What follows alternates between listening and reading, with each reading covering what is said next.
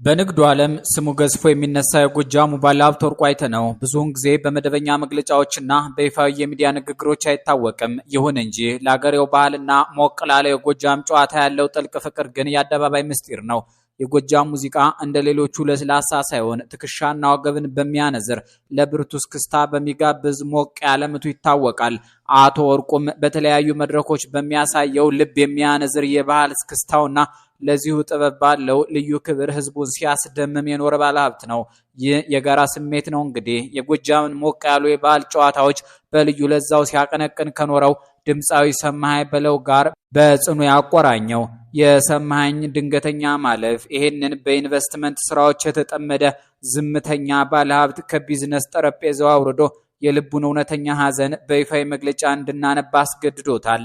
ብዙውን ጊዜ የባለ ሀብቶች መግለጫ በጽህፈት ቤት ሰራተኞች የሚረቀቅና መደበኛ የቢሮክራሲ ለዛ ያለው ቢሆንም የአቶ ወርቁ መልእክት ግን በቀጥታ የራሱን የጥበብ ፍቅር የሚያንጸባርቅ ነው። በየዋህነትህና በለስላሳ ማራኪ ድምጽህ የብዙዎቻችንን ልብ የገዛኸው ተወዳጁ አርቲስት ድምፃዊ ሰማሃኝ በለው ከዚህ ዓለም በሞት መለየትህን ድንገት ስሰማ የተሰማኝ ሐዘን ምን ብዬ መግለጽ እንደምችል ቃላቶች አጠሩ ሲል የገለጸው አባባል የንግዱን ሰውና የአርቲስቱን ጥልቅ መንፈሳዊ ትስስር ፍንትው አድርጎ ያሳያል።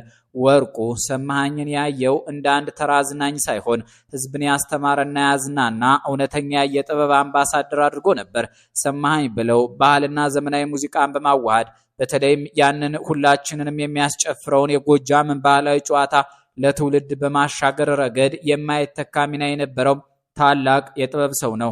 የሰማሃኝ በለው አካላዊ ህልፈት ለኢትዮጵያ የሙዚቃ ታሪክ በተለይም ለፈጣኑ የጎጃም ባህላዊ ጨዋታ ትልቅ ክፍተት የፈጠረ ቢሆንም ባለሀብቱ ወርቁ ግን የኪነ ጥበብን ዘላለማዊነት ያምናል። አካልህ ከኛ ቢለይም የሰጠህን ውብ ዜማዎችና ጣፋጭ ትዝታዎች ግን በልባችን ውስጥ መቼም አይሞቱም፣ ለዘላለም ሲታወሱ ይኖራሉ ሲል ያስቀመጠው ቃል በባህል እስክስታና በሙዚቃ ውስጥ ያሳለፏቸውን ውብ ትዝታዎች የሚያስታውስ ነው።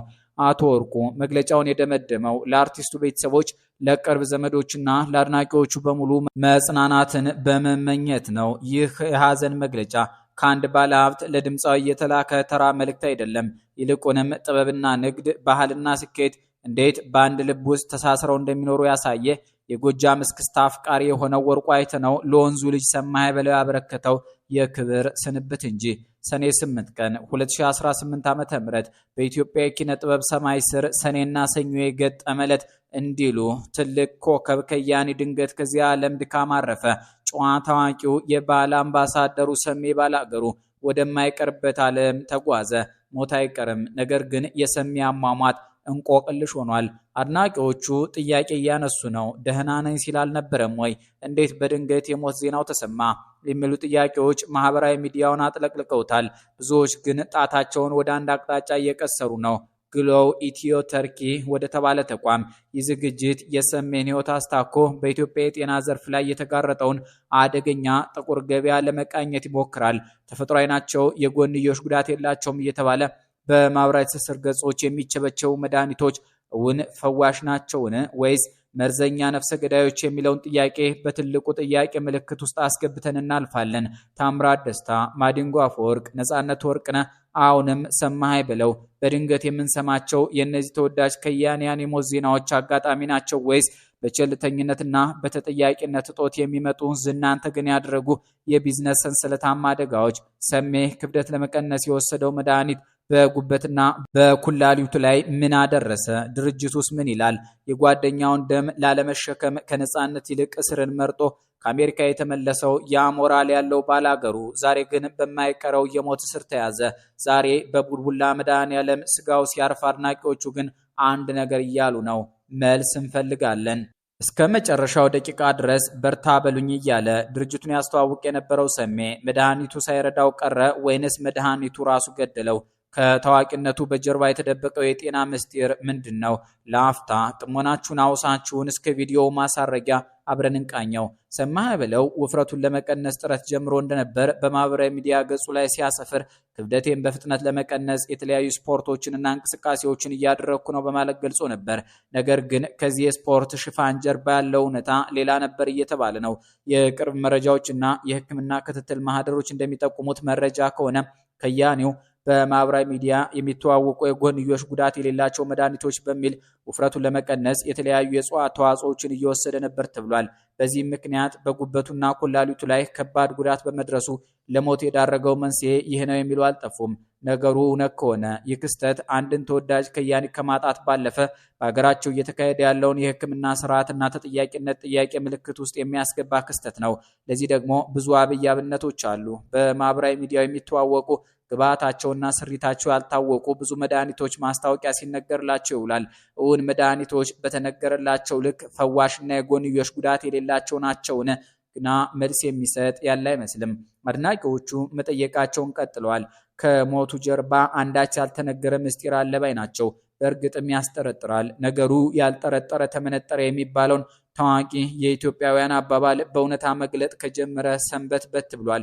የሙያ አጋሮቹ ታምራት ደስታ፣ ማዲንጎ አፈወርቅ፣ የቅርብ ጊዜው ነፃነት ወርቅነህን አሟሟትም እንዲያስቡ ሆኗል።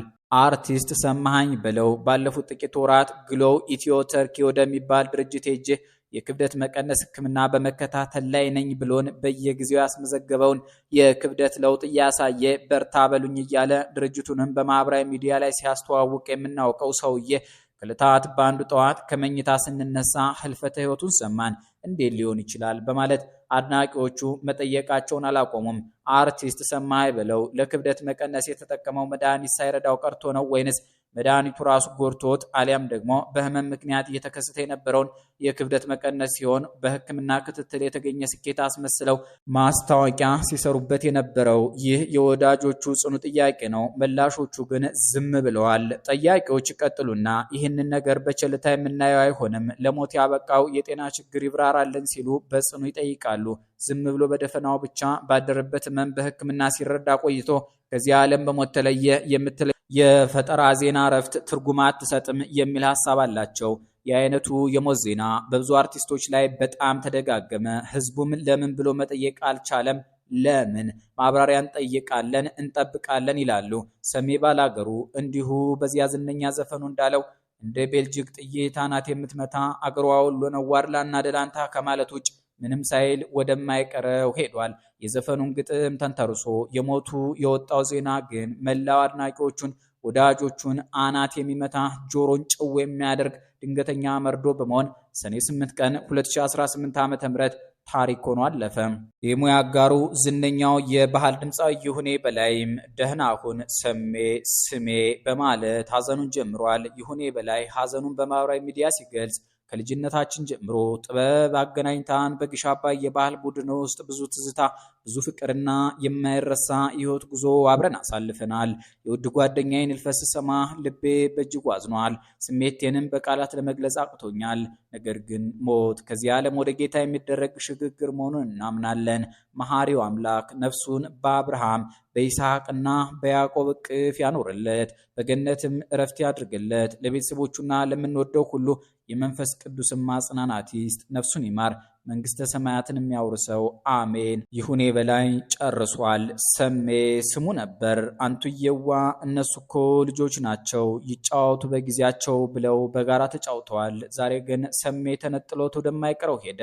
ጭሱን አባሪው አይኔን አሞኛል፣ በየሰበቡ ማልቀስ መሮኛል ይል ነበር ሰሜ።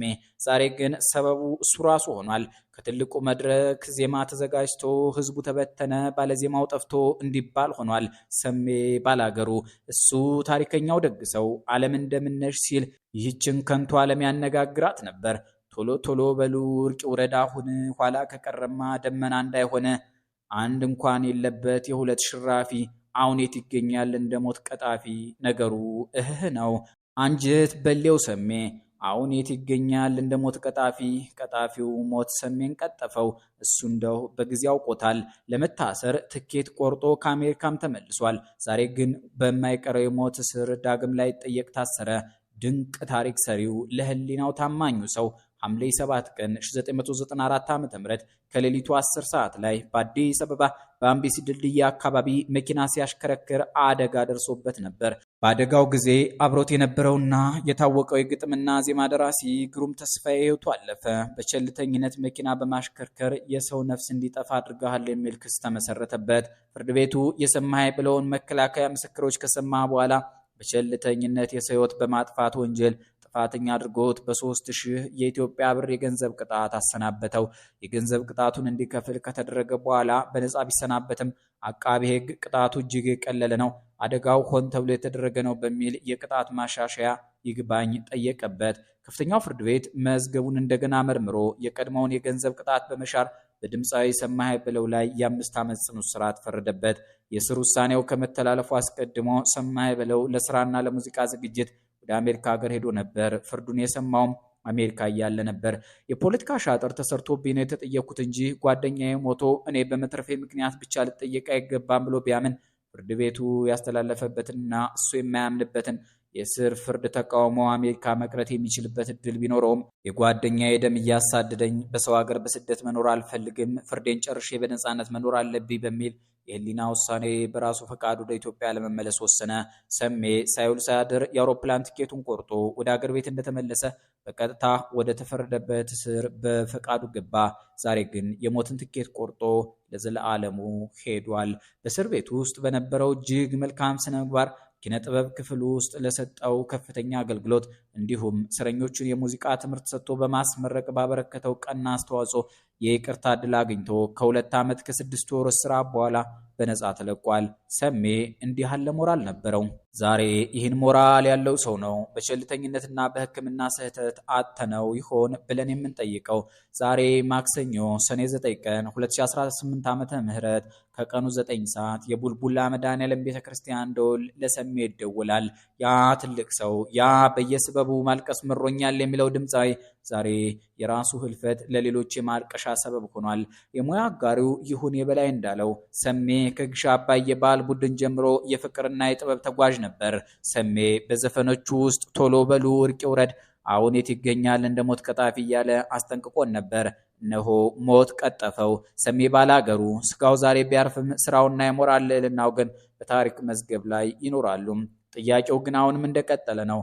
የታዋቂ ኢትዮጵያውያን የኪነ ጥበብ ሰዎች ድንገተኛ ሞት መቼ ይሆን የሚያበቃው?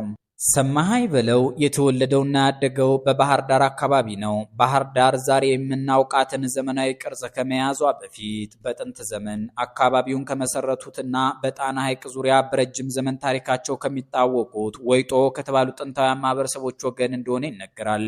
ይህ በቁጥር አናሳ የሆነው የወይጦ ማህበረሰብ ከጣና ሐይቅ ጋር የማይነጣጠል ሕይወት ትስስር አለው። በከተማ መስፋፋትና በተለያዩ ማህበራዊ ተጽዕኖዎች ምክንያት አብዛኛው የማህበረሰቡ አባል ዛሬ ላይ ወደ ጣና ሐይቅ ዳርቻዎች ተጠግቶ የሚኖሩ ሲሆን ዋነኛ የህይወት መተዳደሪያቸውም አሳ ማጥመድ፣ የደንገል ጀልባ ወይም ታንኳ መስራትና የደንገል ዕደ ጥበብ ስራዎች ላይ የተገደበ ነው።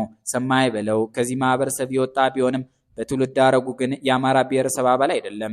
ይሁን እንጂ ማህበረሰቡ በቋንቋ ደረጃ የአማርኛን ቋንቋ ሙሉ በሙሉ ተቀብሎ የሚጠቀም በመሆኑ ሰማሃኝም ያደገበትንና የሚኖርበትን አካባቢ ባህል በሚገባ ጠምቆ የጠጣ የጥበብ ሰው ለመሆን በቅቷል። በአማራ ባህልና ሙዚቃ ላይ የተከተለው ደማቅ አሻራ እንዲሁ በቀላል የሚረሳ አይደለም። ሰማሃይ በለው በደም ሐረጉ የአማራ ተወላጅ ባይሆንም ህይወቱ ሙሉ የኖረው ግን የአማራን በተለይም የጎጃምን ባህል፣ ጨዋታ፣ ለቅሶና ደስታ በሙዚቃ ውስጥ በማንጸባረቅ ነው። በእርግጥ ራሷ ጎጃም የወይጦችና የሽናሻዎች፣ የአገዎች፣ የአማሮች በአጠቃላይ የሰው ልጆች ምድር ናት። የእነዚህ አካባቢዎች የባህል ዜማዎች፣ የሙዚቃ ስልቶችና የሰርግ ጨዋታዎች በከፍተኛ ጥራትና ታማኝነት ለመላው ኢትዮጵያ ሕዝብ በማስተዋወቅ ረገድ ግንባር ቀደሙ ሰው ሰማሃይ በለው ነው። የጎጃም አካባቢን ባህላዊ የሃይማኖትና የህዝብ ዜማዎች በዋሽንትና በክራር በማዋድ በከበሮ በማድመቅ ያቀረበበት መንገድ እጅግ ማራኪ ነበር። ድምፁ ሰርጎ የመግባትና ስሜትን የመንካት ልዩ ኃይል የነበረው ሲሆን የጎንደርና የጎጃምን የእንጉርጉሮ ስልቶች በብቃት ተጫውቷቸዋል። የሰማሃይ በለው የህይወት ታሪክ ጥበብ ከዘርና ከጎሳ በላይ መሆኗን ትልቅ ማረጋገጫ ነው። እርሱ ከተገለለውና በቁጥር አናሳ ከሆነው የወይጦ ማህበረሰብ ወጥቶ የአማራን ባህላዊ ሙዚቃ እስከ ጥገቱ ተረድቶ ወዶ ለአገር ኩራት የሆነ አሻራ ጥሎ አልፏል። እግዚአብሔር ነፍሱን ከደጋጎች ጎን ያሳርፋት። አስተያየት መስጫው ላይ አስተያየታችሁን፣ ምልከታችሁን፣ ናፍቆታችሁን፣ ፍቅራችሁን፣ አጠቃላይ ሐሳባችሁን ጻፉልን። ሰናይ ጊዜ